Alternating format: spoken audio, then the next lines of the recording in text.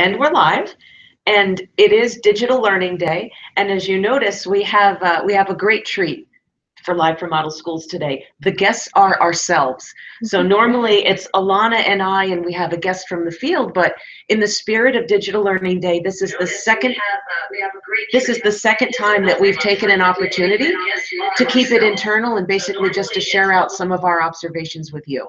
So I'm Leslie Accardo. I coordinate the Model Schools program here. We're going to do a quick round of introductions, and then basically we're going to take the next hour to share our reflections. You'll hear some conversation. We're going to show you some of the things that we think are particularly promising in the spirit of digital learning, and you might hear some good, juicy feedback and discussion as well. So, Alana? Hi, my name is Alana Winnick, and I work here at LHRIC with Leslie and Model Schools, and you're our special guest. Hi, I'm Mary Lynn Collins. I'm a coordinator of instructional administrative software K-12. Hi, I'm Sarah Martabano. I'm the manager for instructional technology here at the RIC. My name is Randy Hall, and I'm on the senior facilitator team here as part of the instructional technology group. So I have a question. We, in our world, and maybe in some of your world as well, we think about Digital Learning Day, and I don't know about you, I'm kind of at the point where it's hard to isolate just one day. So I was thinking this morning, well, every day kind of is Digital Learning Day, but I think this day exists, and it was bred out of a need to place attention. This whole concept of what does it mean to learn when access to technology is ubiquitous. Everyone has a personal device. Everyone has a relationship with their device. So I still think I like the idea of memorializing a day like this, where we can just stop and reflect and talk about some of the advances that we're making that we take for granted sometimes during the day. So I think that'll pretty much be the flavor of today. It'll be free flowing. If you are watching this live, we have a Today's Meet, which you probably received information about in your email. So we'll monitor that as well. So I know each one of us has basically something to share. I don't know if we need to go in a particular order, but we can follow any kind of discussion that starts. So do we have any volunteers to kick off this conversation about Digital Learning Day? I'll go first. Okay, I'll go first. So I'm going first because one of the characteristics that we find that really helps students get engaged with digital learning is passion. So I'm passionate about something that's going to surprise you. So we have conversation about what are we going to talk about today, and we were thinking about what are our profiles look like as digital learners personally. Mm-hmm. And we were talking about sharing things. And then, you know, there's a plethora of things that we in the field use all the time. But I have an app that I just downloaded. So here's a surprise. I'm a pretty avid NASCAR fan, which might surprise nobody here is surprised by that. But I was able to I'm going to the Daytona 500 for the weekend, and it's a bucket list item for me. Very excited about it. And a little overwhelmed. They redid the track, and it's got a museum, and there's all these different venues in the track, and it's just overwhelming. And I downloaded the app, and it is so expansive. They've got, you know, GPS maps. They've got a walking virtual tour that's actually a virtual tour of the venue while you're in it. So for your phone, and then so there's so much information. I feel so well prepared to go on this journey, and I think that's what people do when they travel now. They download various travel apps and GPS apps and things to help enhance the experience, and it just wasn't available 20 years ago. So I feel really confident that there's nothing I will miss. If I want to find something, I know exactly where it'll be. And then there was a companion app to that. It's called 511, which I think is kind of national. Do you know what that is? You ever heard of it? 511. It's a traffic app for anywhere you go.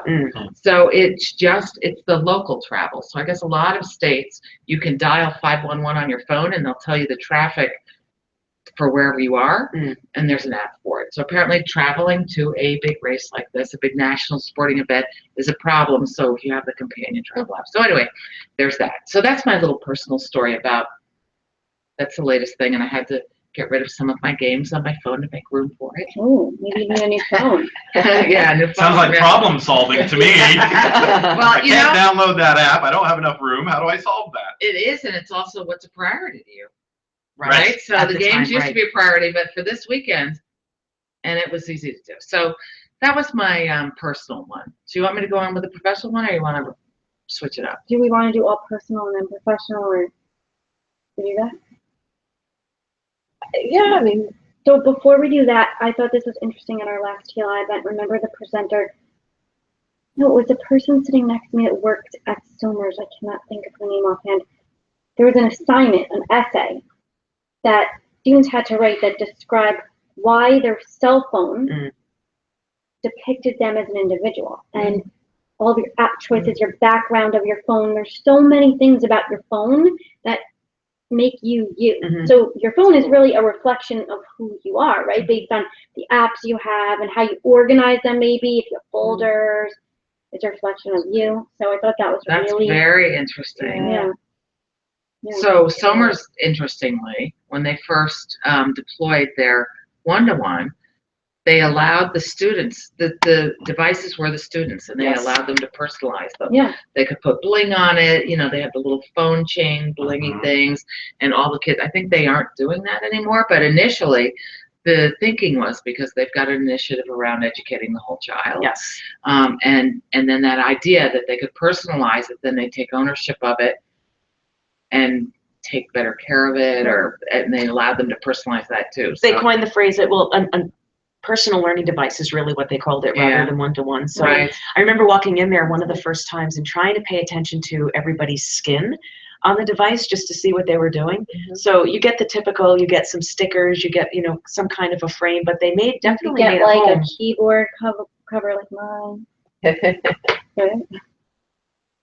So I will share something that's both personal and professional. So yeah, so get ready for the magic show here. For many years, you know, we would think about, everyone goes to meetings. Everyone is in a position where if they're talking and they want to memorialize or take notes, I found myself at one point kind of at a existential crisis where I would have a conversation with somebody, no matter what the topic was. Maybe we're meeting with a teacher and we were co-planning, or working with my colleagues who we never really get to see because a lot of our work is itinerant. And I would notice that I would see them through the lens of that laptop screen that was in front of me. And I'm taking notes, and I started becoming very, very aware of what taking notes meant to me and what was missing. So I would try to recapture the conversation, but basically I was acting like a court reporter and a dictation machine. And some of the work that we do transcends the ability just to take bullet points. So I was at statewide model schools at Lake Placid, where our counterparts in the region that serve other districts who basically deliver some of the same services, we did kind of this popcorn sharing around the room, and everybody got to talk about their app, and I kind of was tuning out until somebody stood up and they held up what looked like a physical notebook. So at which point I did the eye rolling emoji, and I thought, no, I don't even know how to like write anymore. I used to have the handwriting of, you know, I used to have the handwriting of a typewriter because born and bred in Catholic school. So she described this notebook to me, and it's basically called the Rocket Wave. And it's, as you can see, it's basically a physical notebook. And maybe I'll come close to the camera so you can kind of see some of the scribbles, but here's the beauty of it. It's a notebook that allows you to do more of this, right? So these kinds of notes and thinking you can't really replicate. And I found, and I kind of went back and I started listening to all these business radio talk shows where they talk about the technology of CEOs and entrepreneurs, and everyone shows up with a notepad. And when you visit Google in the city, they've got more of these types of spaces, huddle boards, than they do basically analog. So I thought, what is the marriage of analog to technology? Because we want the convenience of ubiquity, but we want to exercise our creative brain as well. So the thing about this notebook that's interesting is every page has a QR code. So I think you know what that means. This work can be memorialized and digitized and stored in whatever cloud application or path that I want. So some of these notes I share with individuals, so I can scribble what I think the model school service of the future looks like, and I can upload it and send it to Sarah and send it to Alana or share it with districts. But it gives me ability to think in more than one dimension. So if that weren't enough, I have yet to test this. And Alana, do you want to pull up the website so people can see? This is a crowd starter. This is a Kickstarter. Apparently, this notebook can be reused 7 times because when you're done, when you come to the last page, you can put this in the microwave, put a cup of coffee on it, microwave it for 7 minutes, and the pages basically renew. And it's because of the ink. Now, that in and of itself may feel very science fiction, but I started thinking about what creative need, what did people empathize with, where you have a group of people that thought this would be a good idea, and we start going into the design thinking process where you empathize, you ideate, you prototype, you test, and you crowdsource. And lo and behold, you can go on Amazon right now, and it's a perfect marriage between the analog and the digital. So what you're seeing on the screen is you can actually capture each page with your phone. The app communicates with the QR code, and it basically chauffeurs all of your digital content to whatever path you want. Now, I'll tell you where I really saw value. I was working with a group of visual arts teachers, and we were performing what we call these technology showcases. And it's at that moment that you're very humbled, because when you talk to somebody in those creative disciplines, you have to have a deep appreciation for their craft, what it means to be able to construct and be a visual artist. So in this day and age of Canva and these quick design tools where everyone looks like an expert, but you don't need any discipline to get there, we really had an impasse, and I felt that my group was starting to push back philosophically without saying anything. So I said, what if you wanted their work in progress, their medial art critiques to have more persistence? So maybe you get the best of both worlds, right? So you're still really doing the art and craft using the analog, but what the digital allows you to do, in my opinion, is have a moment in time where you've got a narrative about that piece that can be tagged on Instagram or can be uploaded to a portfolio so you can see progress differently. So for me, honestly, if I had to pick something, it's basically returning to the ability to sketch and ideate without being limited just by bullet points.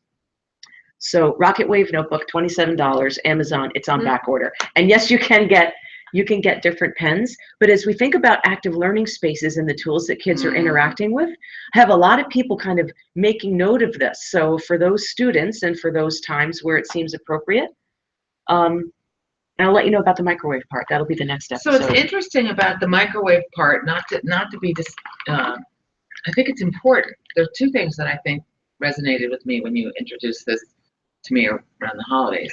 One was, there's nothing unique. It's a pilot pen. Those pens aren't specifically, you can buy them at Staples. The pens and colors. You can get colored pens, and so it's not this. It's erasable too. Yeah, so it's not. There's not a unique, expensive pen, and it's not like you're going to end up. I've heard people talk about the earlier versions of these writable notebooks and these digital notebooks, and you end up with a library of hundreds and hundreds of notebooks over time. Yes. So why would you do that when you're digitizing it? Then what happens to the notebook? So this ability to reuse the notebook. And that hits home. And we knew that was environmentally. That's right. Exactly. Important. Yes. So I think that they've really hit an important aspect with that their predecessors, I don't even know if any of those predecessors in this marketplace still exist. I can't even remember what they were called. Palm Pilots. No, there were notebooks. There were special notebooks, and I've forgotten what they were called. But anyway, they were expensive, and this was not expensive. So I think its time has come, and it's worthy of everybody looking at. Good. That brings up a really interesting point. Because I have 4 children that are being raised in this digital generation, and I struggle as an educator and as a parent as to how much screen time they get. It's a real challenge. Excellent point. And I know as educators, we worry about that too, because they're with us in the classroom. How much screen time am I giving them? Because I know when they go home, when they're in the hallway, when they're at lunch, even though they're sitting next to each other, their thumbs are actively moving. And they might, and I joke with my kids, like, okay, phones down, everybody, like we're gonna talk. We laugh about it, but I also see that that is part of their world. So somehow I have to help them understand the balance of it. And one of the things, like organizing their life digitally, Yes. is so critical. Mm-hmm. And I think if anything a school could let kids teach them how to do that would be amazing. You know, how do you use your calendars? How do you use your digital notebooks? Now I've written in it, I've uploaded it, now what? Yes. Right? Because they're still like, it's cool. I wrote the notes, I did the technology. I still have to study. Right? I still got to learn the content. Right. They'll like the coolness of it, but, you know, I'm thinking of my own children. One will take off and really organize it, and the other will try it for a few days and then realize it's still school, it's still work. Right. So it's interesting, and I think if that's one thing, low-hanging fruit. Yeah. How do we help them manage calendars, tasks? Sure. How can, you know, certain websites help them learn math and science concepts better? You know, my son, he just been investing, and so he's now got just like a paper graph. He's just got a piece of paper that he's graphing. Mom, do you know, last night he was looking on it, and it was just, I'm letting him kind of explore. Let it play out, yeah. But I had an interesting experience last night. I teach Irish step dancing, and last night I just had our World Qualifier class. So it's all the top dancers from our school who are going to compete in 42 days at the World Competition in Dublin, Ireland. And so you're looking at the 1% from across the world will come together. It's our Olympics. And I was pretty tough with them because I'm trying to find a leader in the group. Like, they're all super social and super sweet and lots of fun, and they love being together.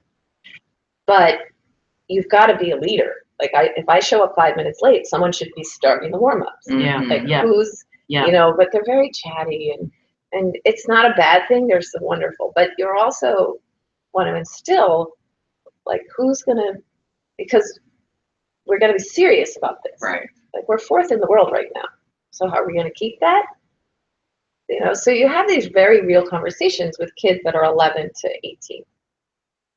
So I'm getting kind of annoyed as the class goes on, right? And I said, and you're all on Snapchat all day long. They're off this week. And you're like taking pictures of yourself. Right. And I'm like, I don't get it. You love to take pictures of yourself. And you're like, I'm having a turkey sandwich. And I was like, who cares? Like, really, what are you doing? You spend hours on this. Yeah. So I said to them, I have a challenge.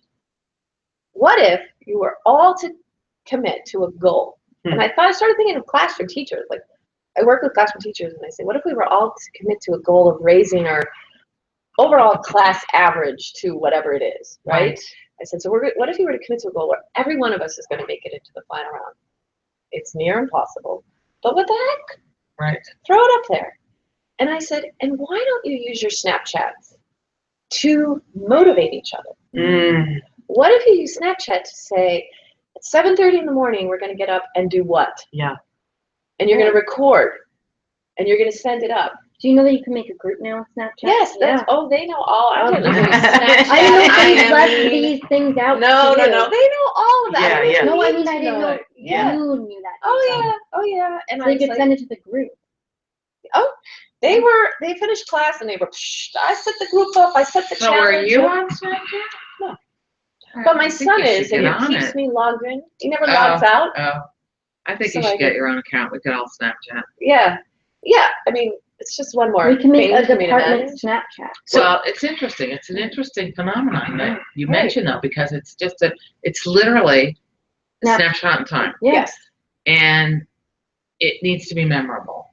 Yes. So I have 7,000 Snapchats of my daughter's cat sitting on her heating vent, which is important to her. Right. The topic you bring up makes me reflect on, we encounter in our work with other adult learners sometimes that same barrier we see in students in terms of digital tools and pieces. And that dilemma of, well, yes, I am very fluent in my knowledge and skills of using Snapchat or other creative project tools for personal expression.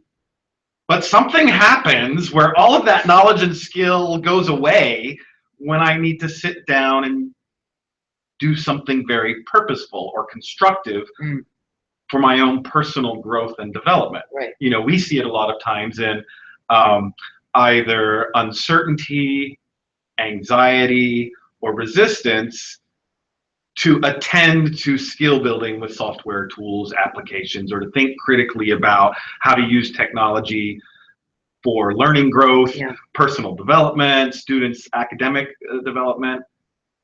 And there's always that yin and yang, you know, so your kids are exhibiting and you're observing, they're very fluent and flexible for using our digital tool set for personal expression. And what is that?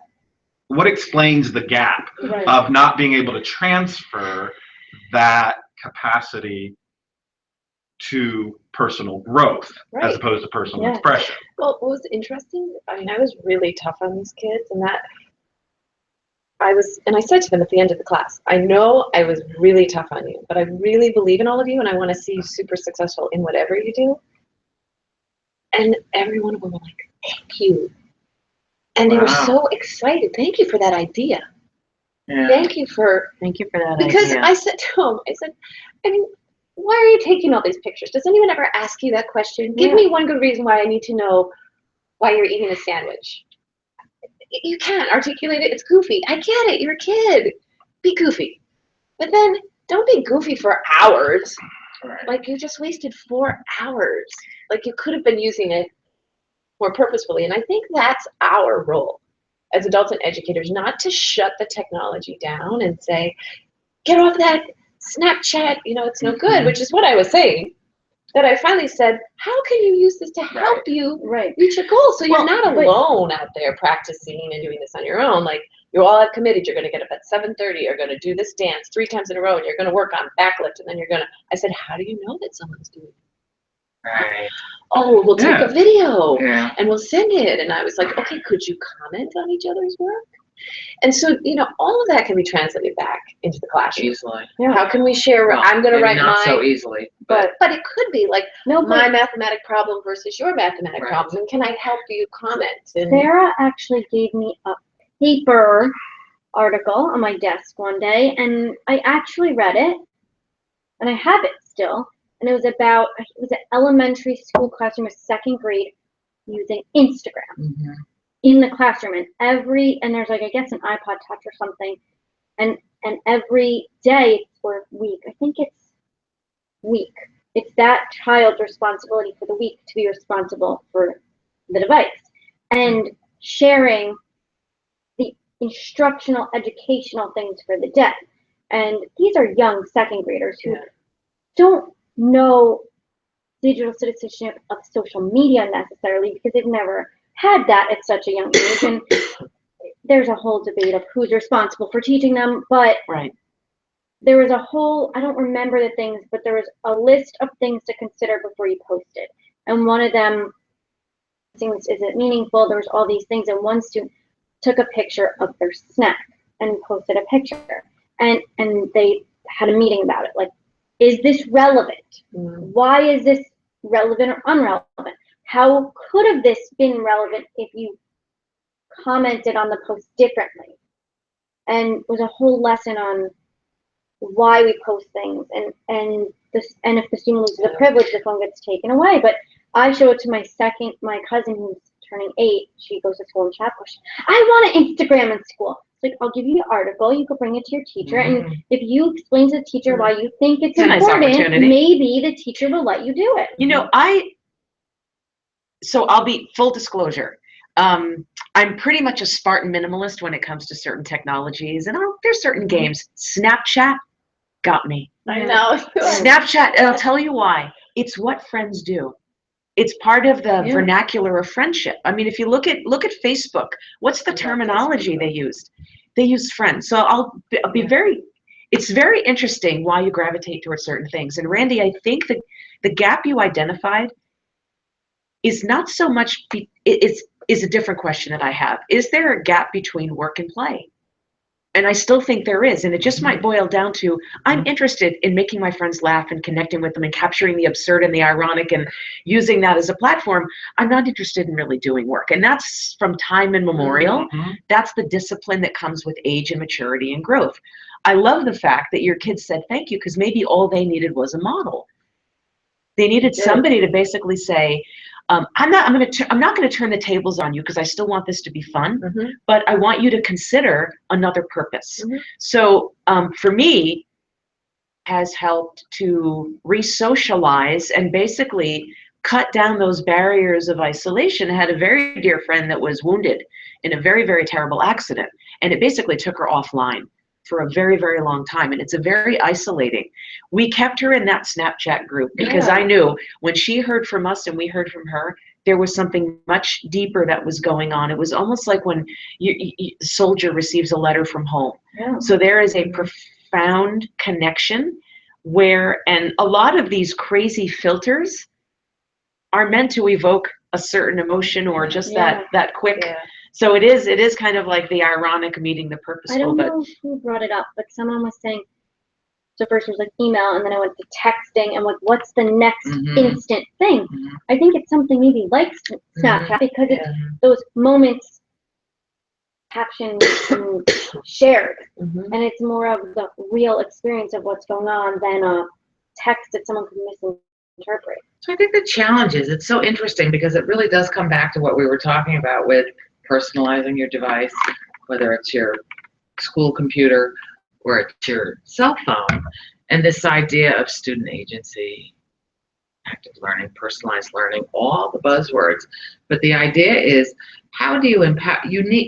We need to empower students in the same way that you empowered your students to take control over everything that they use and not being prohibitive. And because we don't know about it, or we don't know, I've been taught how to Snapchat a lot, and I just had to get another tutorial from my daughter because I'm not fast enough.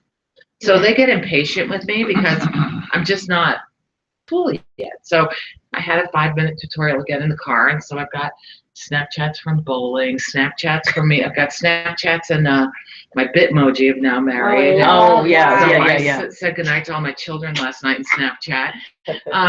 But it's my professional learning, because I have to do it personally to be able to make some of these connections professionally, right? Because for teachers in our work, it's about planting the seeds, and we're doing the work on cognitive coaching, and it's about asking questions. And I love your question because it was a textbook perfect cognitive coaching question. How can you use that tool in a more productive way to help you become better at your craft? Right. And it's not, you don't need to know Snapchat to ask that question. You need to be a good teacher. Right. Well, Exactly. a good coach. A good coach, right. A good professional development coach. So it's how do we empower people to ask the right questions and not be afraid of turning the reins over to the student. And I'm sure, Sarah, that when we talk about teaching you Snapchat, there's certain features that are going to resonate with you and certain features that might not. And, you know, if you think about going back, for those of us that have been doing professional development in this area for years, it really was all about the features. I need to know every single feature that somebody thought, programmers, engineers, however software gets developed. And I think today's apps, or the whole phenomena, is it's feature rich, but there's fewer of them. So you're not talking about these big sprawling environments where Snapchat is so beautiful because it does very few things very well. And I find that some of the apps that we deal with teachers, some of these genres like screencasting, or, you know, they represent these functions and opportunities, but they're very contained. They're slim. Well, they don't start becoming social. And they're social. So I think the social element is really the appeal. So let me just share the professional Flipgrid. Oh, yeah. So if you would just put that on the screen, because I think it ties in here. Now, I'm going to put a disclaimer up here. This is a fee-based tool that someone shared with me about a month ago. It's $60 for one license for a classroom teacher, and that's a year, and that's all you need. And so we had a professional development session with the Southern Westchester BOCES leadership. And we needed to do a pre-assessment before. There are 45 people in this group that meet once every 2 or 3 months. And we were doing professional development around, we wanted to show some technology tools, but we needed to know who and what they wanted to know, because we wanted to be able to differentiate the experience, because time with these people is such a premium. We wanted everyone to walk away in a 45-minute block having really gotten something that was meaningful to them and personal. So Pam Berger, the library media specialist at Southern Westchester BOCES, turned me on to this. And so she had an overarching question that she created for all of them, and you just give everybody the link. And a video screen comes up, and you absolutely record a short video response to whatever the prompt is. So the prompt was, but this, it's not at the top of Bloom's, this question, but it was, if you had a choice between learning Google Hangouts, Google Docs, and Google Slides, what would be your preference and why? What's the relevance to your work?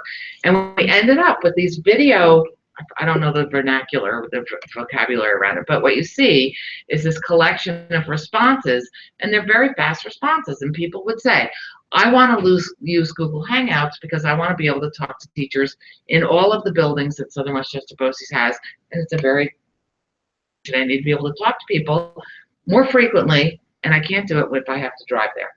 And someone else said, I want to use Google Docs, all the obvious answers.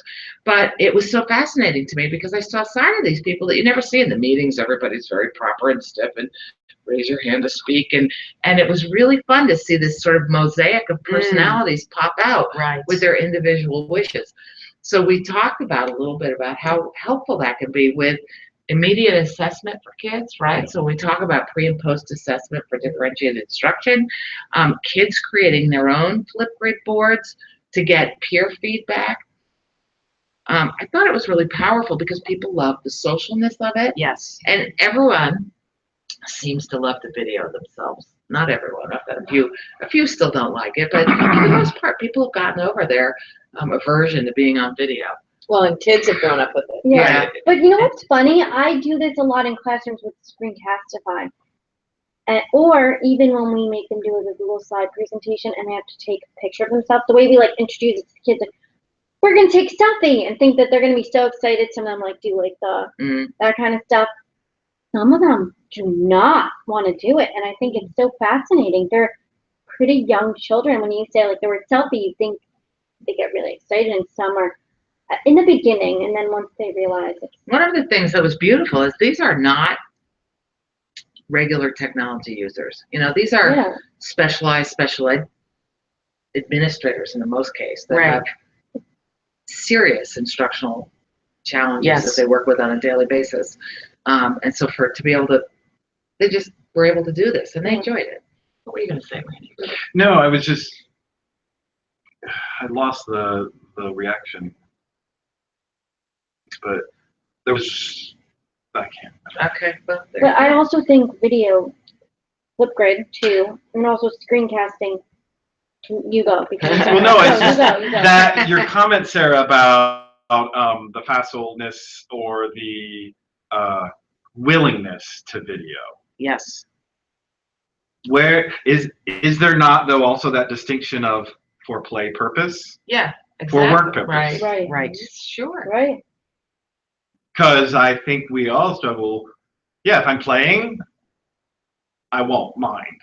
Right. Because it's only but if it's friends. for purposefulness, we get anxious. We retreat. We don't want to do it. We get nervous.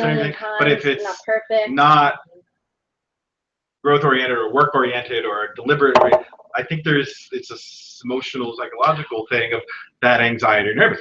I mean, just like when we sat down and getting ready for this, he was like, I don't want to be on camera and everything like that. I had no problem videoing myself in bed with the kids last night, and it didn't matter what my hair looked like. The minute Alana reminded me that we were doing this, I was like, oh, what do I have on? Not a good and I did. I said, Randy, sit in front of me. Where does that anxiety come from, and how does it influence the way we approach our devices and the use of digital tools? Maybe it's audience. I think it's something about the social. If you're going to do something work-oriented or growth or purposeful-oriented, is there a sense of observation or critique I or think there evaluation is, that's going to because come back. I think people think that. We get Yeah. more nervous. Yeah, because it needs to be perfect, because I want to make sure that if this is a reflection of my work and my job, that I know what I'm doing, or you know, and that ramps up against that whole principle of failing forward and being comfortable with doing and not worrying about doing. My favorite thing that I tell every teacher is from Leslie: do you want it perfect or do you want it Tuesday? Because you know, we stutter sometimes, like whatever. Just you get your message across. Someone's gonna learn something from watching it. Hopefully lots of things. It doesn't matter.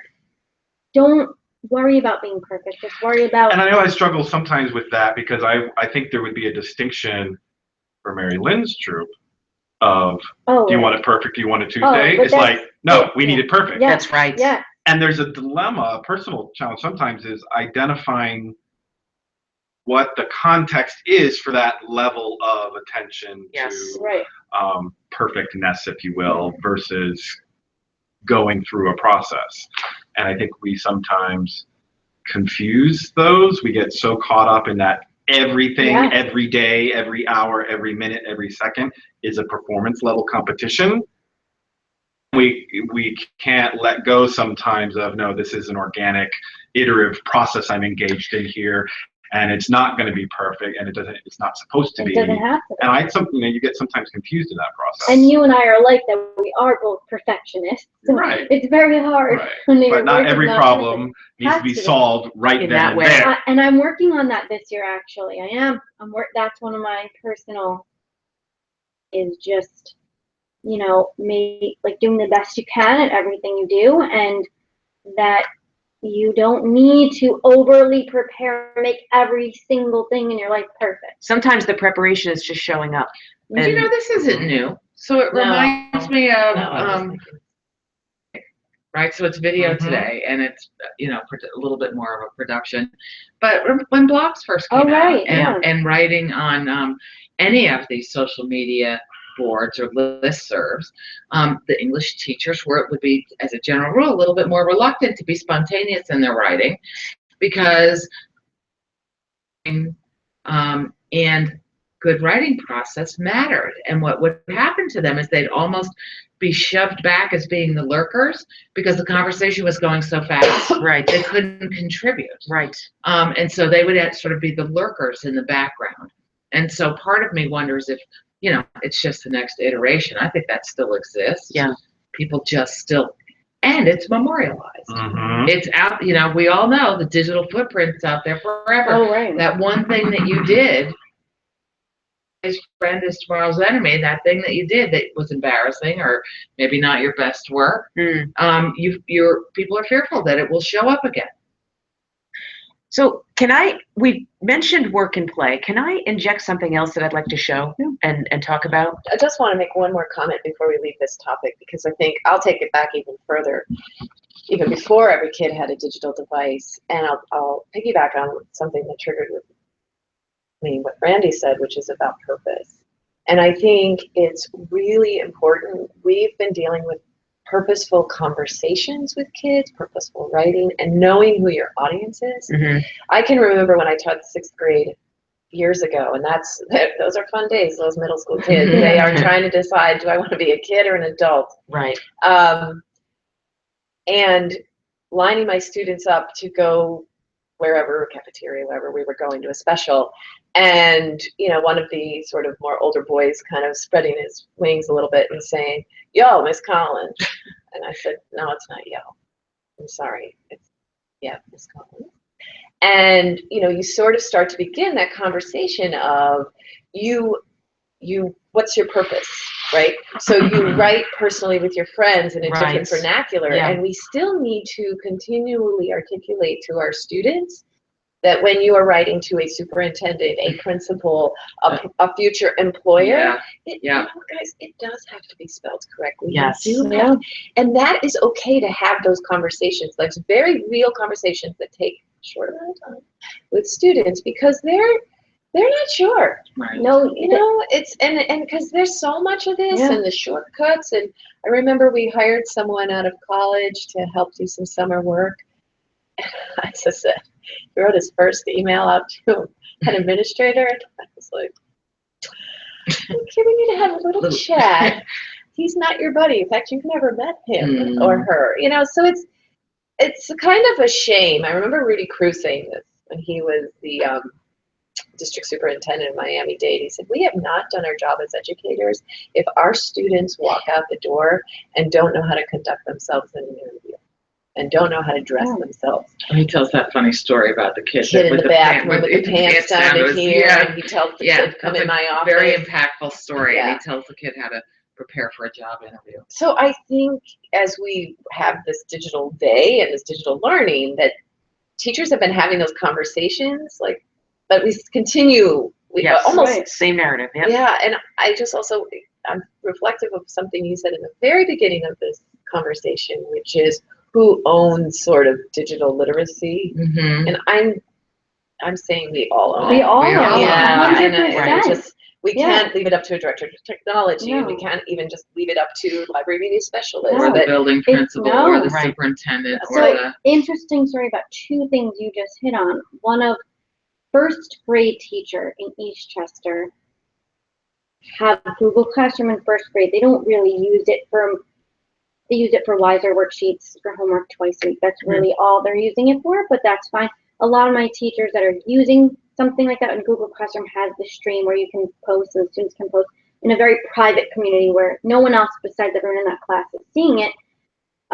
They can lock it down so only the teacher can post. And then I say, but you're losing a lot of potential digital citizenship lessons that could happen.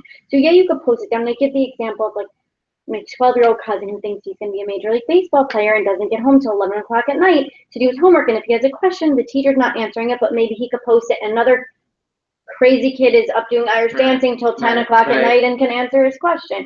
So why are we locking it down? What's the purpose of locking it down?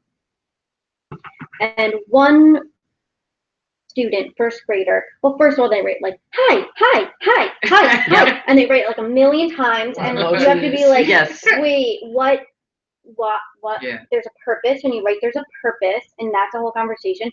But one student wrote underneath the assignment, that was easy. So then there was a whole meeting. Do you think that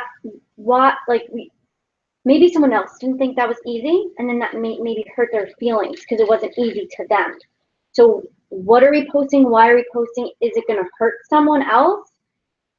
And that's first grade. Are they learning about Snapchat or Instagram? No, but these are things like who's your audience, the teacher's in there, and don't post things that might potentially hurt someone else. So that's something they're learning in a classroom environment, but hopefully it'll carry through to their personal environment too. And that concept of what it means to be a good citizen isn't so much about what you don't do anymore. It's about how are you contributing and what do you want to be known for. Right. So I'm gonna inject this. Now I'm gonna, full disclaimer, this is one of those things where I'm gonna sound like I'm an expert on this, but you have to distinguish between a knowledge of what I'm gonna actually show you and a general interest in it. It's Institute of Play. So I'm gonna pull up this screen, and so to be honest with you, you can leave it right there, right on that screen.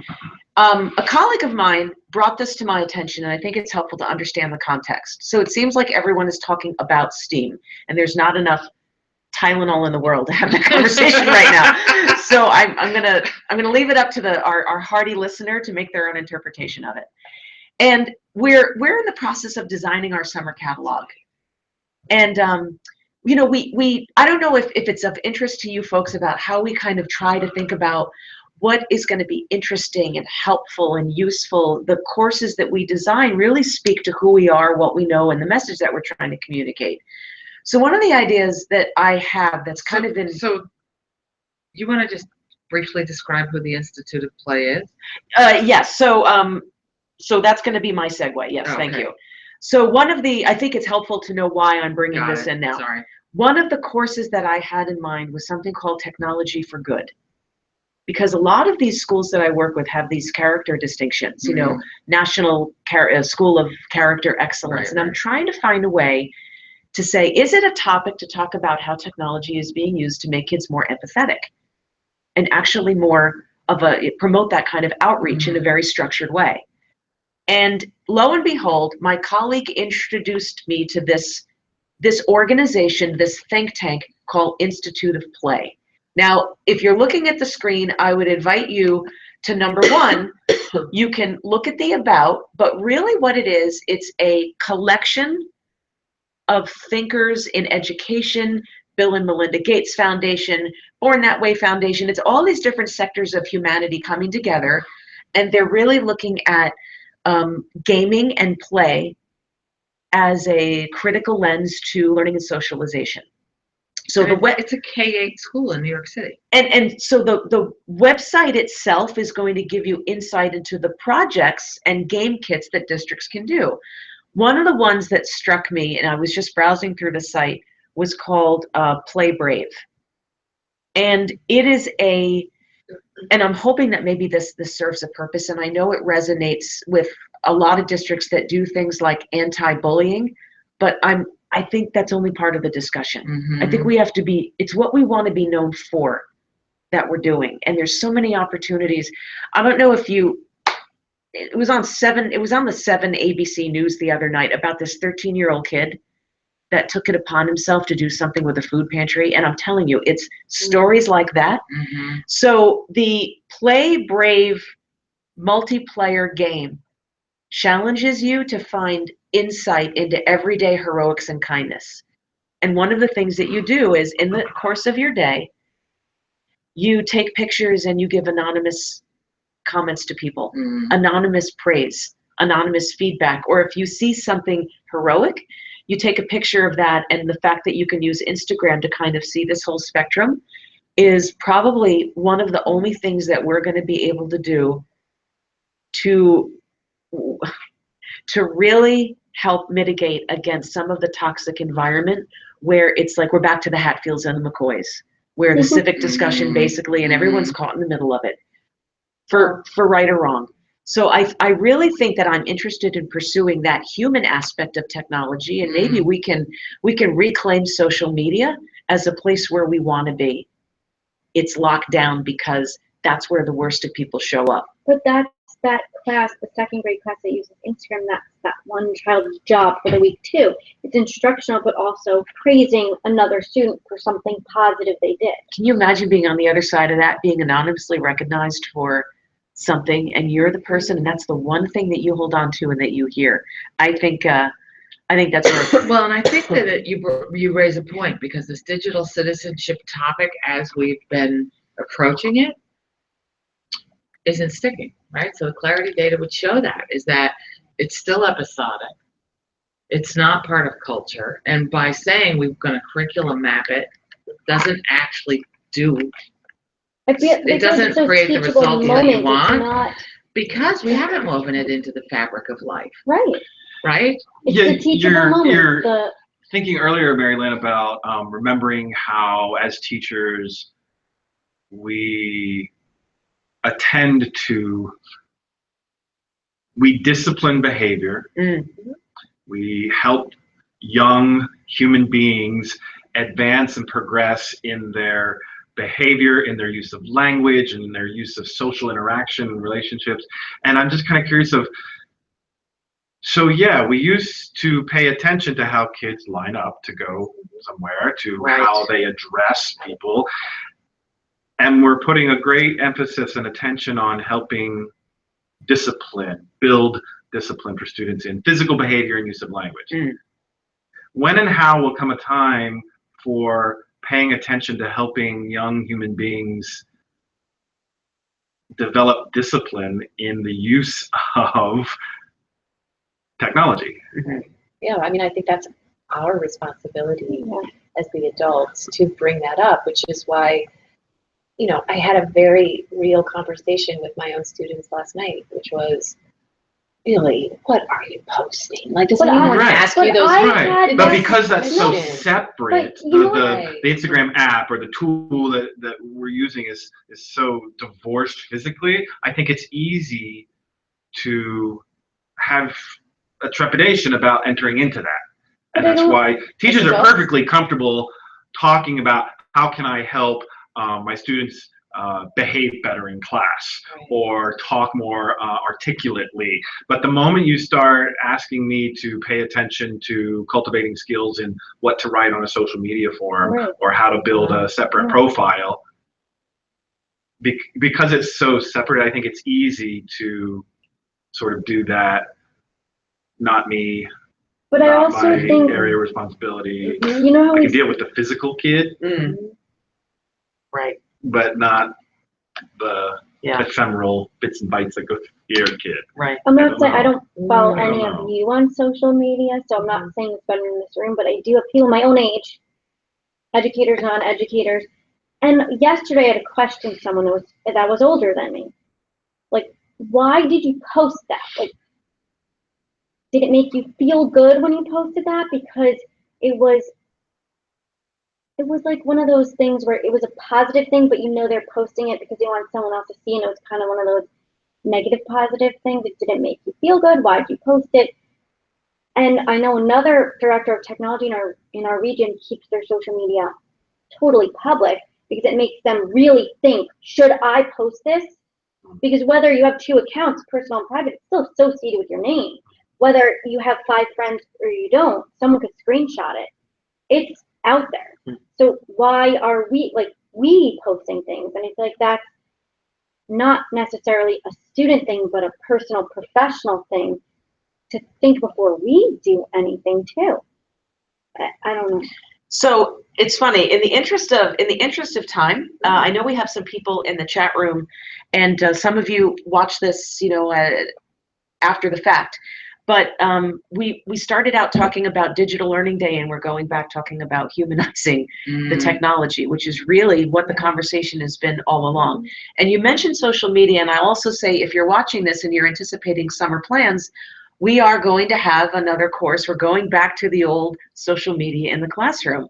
So a very trusted colleague of ours, a consultant that we work with on a regular basis, happened to attend a Common Sense media session that we had here, and walked away from that thinking and knowing and feeling that they wanted to form a workshop that was basically a conversation about all of these discussions and rules. So didn't want to miss the opportunity to tell you that most of what we talk about here manifests and shows up in our work with you, whether it's informal, customized out in the district, or whether it's part of Model School's core. So in the remaining minutes that we have, if you want to end kind of with a burning, everyone has like a burning question or like I wonder something, maybe we'll just go around the room and try to articulate what your next, what a wonder is that you have as a result of talking here, which is a luxury because like you folks, we'll never have enough time. We will never be able to make more time. All the technology in the world can't create more time,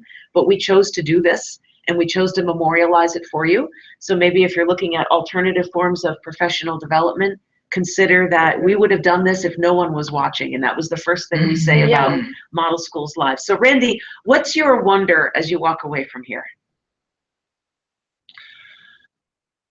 I wonder what's going to be next when screens disappear, and we'll no longer, what will we be asking next or worrying about when it's no longer going to be how much screen time are we having? What will be the next kind of version of that? Sarah, because when all these things disappear, what will our worries be then? What's your wonder, Sarah? I think my wonder is sort of tied to what's old is new again. And I don't see rapid enough change. This conversation's not new. It's the technology's changed. And I wonder what it's going to take to make it change. This blending and holisticness of this conversation so that work and play are more closely integrated. Marilyn?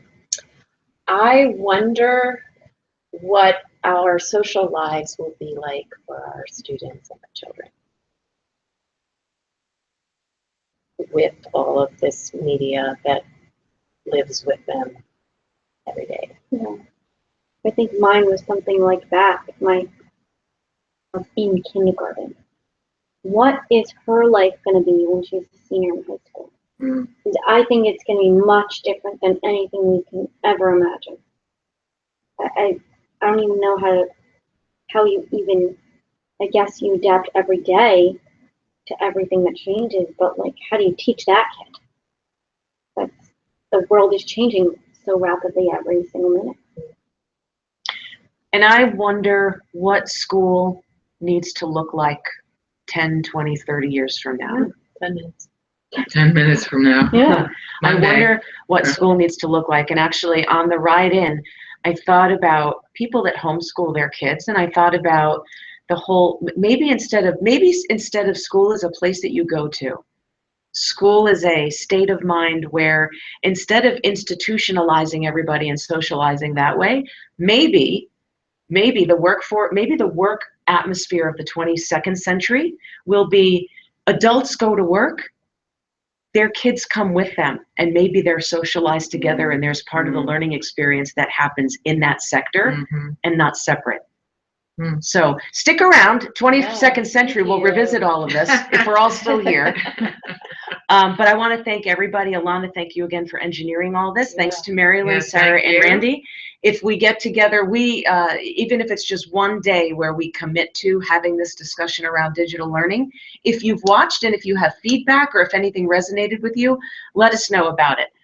Because we think, we're legends in our own mind when you actually broadcast live. Yeah. But really, it's about being transparent and reconnecting back to you, because you're basically the reason why we're having these conversations. So on behalf of Model Schools and the Active Learning Center, enjoy the rest of Digital Learning Day. Thanks for watching. Bye.